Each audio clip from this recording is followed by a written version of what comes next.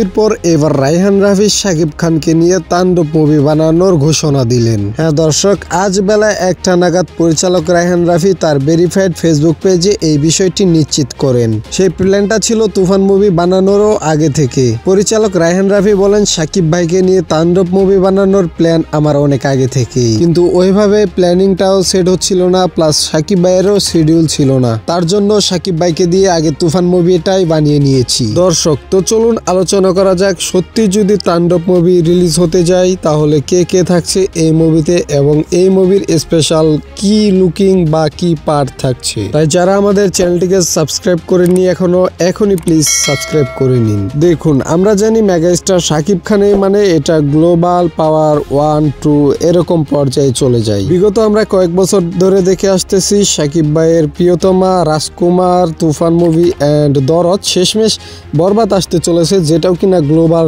Ranking এখন পর্যন্ত একে রয়েছে। তার জন্য আমরা আশা করে নিচ্ছি বরবাদের পর আসতে চলেছে তাণ্ডব, যেটা কিনা বিগ বাজেটের একটা ফিল্ম। আর এই মুভিতে নায়িকা হিসেবে কে কাজ করবে তা নিয়েই কথা বলবো। নায়িকা হিসেবে কে থাকবে পরিচালক রায়হান রাফি এখন পর্যন্ত সেটা নিশ্চিত করেনি, তবে লিটিজেনদের মতে নায়িকা হিসেবে থাকতে চলেছে নুসরাত ফারিয়া। নুসরাত ফারিয়াকে নায়িকা হিসেবে নেওয়ার বেশ কয়েকটা কারণও রয়েছে। নুসরাত ফারিয়ার হট লুকিং এন্ড তার যে ডান্সের পারফরমেন্স, সেটার কারণে হয়তো বা তাণ্ডব মুভিতে দেখা যেতে পারে নুসরাত ফারিয়াকে।